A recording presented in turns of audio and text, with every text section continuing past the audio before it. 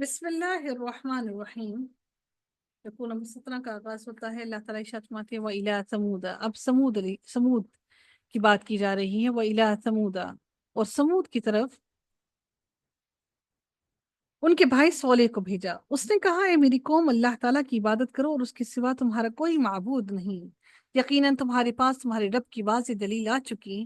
یہ اللہ تعالیٰ کی اونٹنی تمہارے لیے نشانی ہے، چنانچہ ان کو چھوڑے رکھنا کہ اللہ تعالیٰ کی زمین میں کھاتی رہے، اور اس کی بری نیت سے اس کو ہاتھ نہ لگانا، ورنہ تمہیں ایک دردناک عذاب پکڑ لے گا۔ اچھا، قوم سمود کا علاقہ حجاز اور شام کے درمیان واقع تھا، اور انہیں قرآن کریم نے اصحاب الحجر بھی کہا ہے۔ ہجر ان کے ایک بارونق شہر کا نام تھا جو مدینہ سے تبوک کی راستے پر واقع ہے۔ جب آپ صلی اللہ علیہ وسلم غزوہ تبوک سے واپس آئے تو مقام ہجر پر اترے۔ کچھ صحابہ نے جلدی سے وہاں کے کسی کنویں سے پانی لے کر آٹا گوندھ لیا تھا۔ آپ صلی اللہ علیہ وسلم نے اس گوندے ہوئے آٹے کو پھینک دینے اور اونٹوں کو کھلا دینے کا حکم دیا، اور جو پانی مشکوں میں بھرا گیا تھا اسے بہا دینے کا حکم دیا۔ پھر آپ صلی اللہ علیہ وسلم نے صحابہ کو وہ کنواں دکھایا جہاں سے سیدنا صالح علیہ السلام کی اونٹنی پانی پیا کرتی تھی۔ آپ صلی اللہ علیہ وسلم نے فرمایا اگر پانی لینا ہے تو اس کنویں سے لے کر استعمال کرو۔ پھر آپ نے جلد از جلد وہاں سے کوچ کرنے کا حکم دیا اور فرمایا گناہگاروں کی بستیوں میں نہ جایا کرو مگر روتے ہوئے، اللہ تعالیٰ سے ڈرتے ہوئے اور استغفار کرتے ہوئے جاؤ، کہیں ایسا نہ ہو کہ جو عذاب ان پر آیا تھا کہیں تم پر بھی آن پڑے۔ یہ کہہ کر آپ صلی اللہ علیہ وآلہ وسلم نے فوراً ہی اپنا چہرہ چادر میں ڈھانک لیا۔ ہمیں خوف ہی نہیں آتا۔ ہم ان چیزوں کو انٹرٹینمنٹ کے لیے جاتے ہیں، وہاں پر انٹرٹین ہونے کے لیے، پکنکس منانے کے لیے۔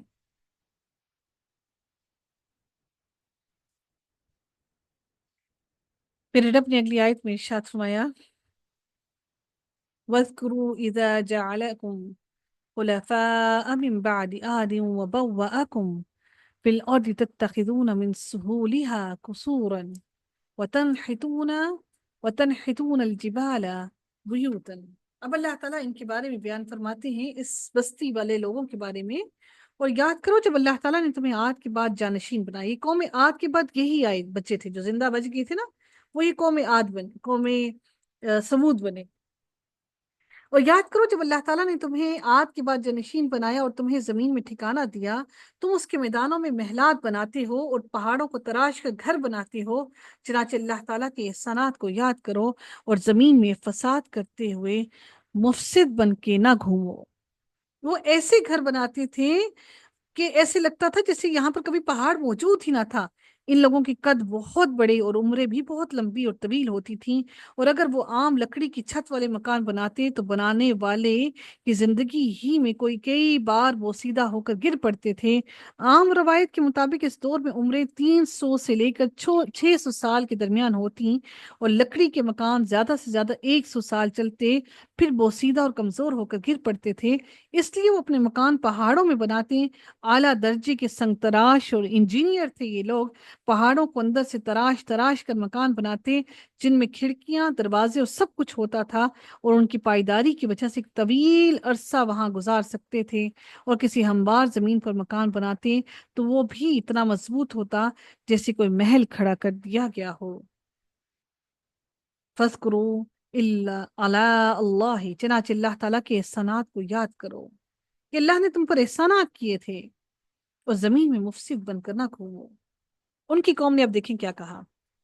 پھر سردار بولے قال الملأ الذين استكبروا من قومه، اس کی قوم کے سرداروں نے جو بڑے بنے ہوئے تھے، ان لوگوں سے جو کمزور سمجھے جاتے تھے، ان میں سے ان کے لیے جو ایمان لائے تھے، ان سے کہا ہمیشہ کمزور لوگ ہی سب سے پہلے ایمان لائے۔ کیا تم جانتے ہو کہ صالح اپنے رب ہی کا بھیجا ہوا رسول ہے؟ انہوں نے جواب دیا یقیناً ہم اس پر بھی ایمان رکھنے والے ہیں جس کے ساتھ اسے بھیجا گیا ہے۔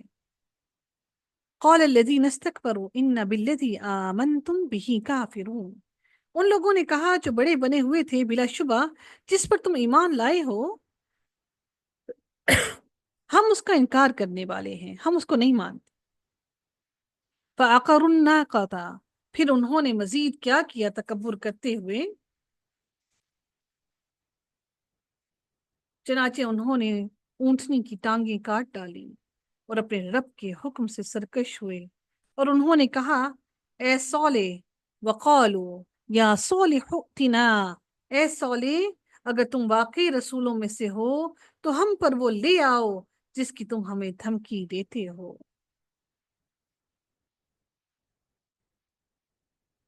यह ऊँटनी जंगलों में फिर चलती फिरती थी और एक दिन छोड़कर पानी पीती थी। जब ये पानी पीने लगती तो कुएं में सर लटकाकर सारा पानी पी जाती थी। इन लोगों को ये बात खटकी और चूंकि इस ऊँटनी की वजह से उनके मवेशी खौफजदा होकर दूर दूर भाग जाते थे, इस वजह से उन लोगों को ऊँटनी का वजूद नागवार हुआ। और उनमें से दो औरतें ज्यादा मालदार थीं जिनके बहुत ज्यादा मवेशी थे। उन्होंने कौम में से दो आदमियों को ऊँटनी को कत्ल कर देने पर आमादा किया। ये दोनों आदमी, जिनमें से एक का नाम मसदा, मीम सौद दाल और आइन, और दूसरे का नाम कदार था, खौफ दाल अलिफ और रे, छुप कर बैठ गए। जब ऊँटनी उधर से गुजरी तो मस्ता ने उसकी पिंडली में तीर मारा। जब कदार ने उसको जिबा कर दिया, बस्ती के लोग निकले और उसका गोश्त तकसीम कर लिया। जब वो ऐसी हरकत करने को निकले तो सैयदना सौलह अलैहिस्सलाम ने उनको मुतनब्बा कर दिया था कि ऐसा ना करो। अल्लाह ताला ने सूरह शम्स से फरमाया कि जब उसका बदबख्त तरीन आदमी उठा तो अल्लाह के रसूल सौले ने उनसे कह दिया था कि अल्लाह की ऊँटनी और उसके पीने की बारी का ख्याल करो।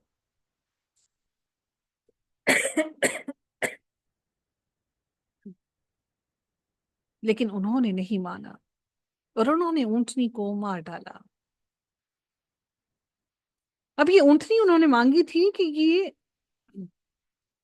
ऊँटनी ऐसी हो जो हमल से हो और वो जल्द ही बच्चे को जन्म दे दे। तो ऐसा ही हुआ। उस ऊँटनी ने जल्द ही बच्चे को जन्म दिया और वो ऊँटनी हमल से थी और उन्होंने उसके बच्चे को भी ऐसे ही मार दिया। फिर अल्लाह ताला ने इरशाद फरमाया कि तो उन्हें जलजले ने आ पकड़ा तो उन्होंने इस हाल में सुबह की कि वो अपने घरों में गिरे पड़े थे। अल्लाह ने उन सबको जलजले से खत्म कर दिया।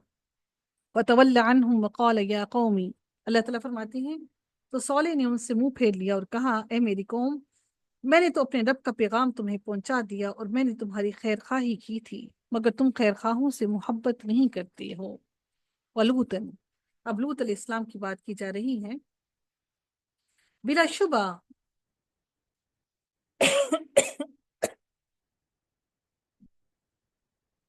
और लूत को भेजा जब उसने अपनी कौम से कहा, क्या तुम बेहयाई का वो काम करते हो जो तुमसे पहले जहानों में किसी ने भी ना किया था।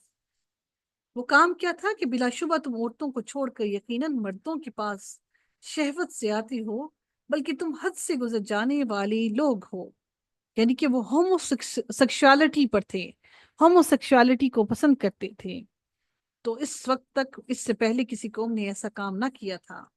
फिर अल्लाह ताला ने फरमाया, वमा काना जवाब कौमिही, और उसकी कौम का इसके सिवा कोई जवाब न था कि उन्होंने कहा, इन्हें अपनी बस्ती से निकाल दो, यकीनन वो लोग बड़ी पाकबाज बनते हैं।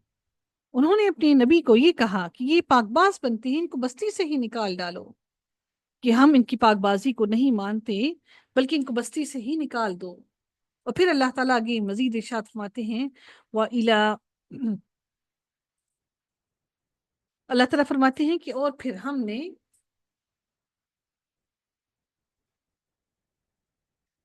उसे और उसके घर वालों को निजात दी और उसकी बीवी के सिवा जो पीछे रह जाने वालों में से थी, वो हजरत लूत अलैहिस्सलाम के साथ ना आई, और हमने उन पर पत्थरों की सख्त बारिश बरसाई। बस आप देखें इन मुजरिमों का कैसा अंजाम हुआ, हमने कैसे इनको निस्तो नाबूद कर दिया।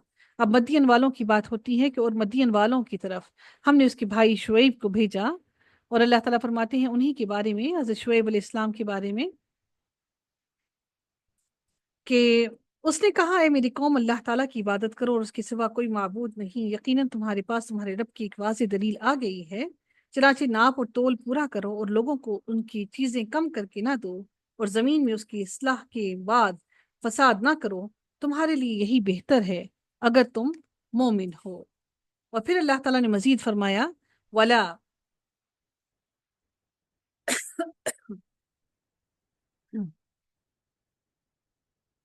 اور ہر راستے پر نہ بیٹھ جاؤ کہ تم لوگوں کو دھمکاتے رہو اور اللہ تعالیٰ کی راہ سے ان لوگوں کو روکتے رہو جو ایمان لائے، اور تم اس میں کجی تلاش کرتے رہو، اور کجی تلاش کرتے ہو۔ یاد کرو جب تم تھوڑے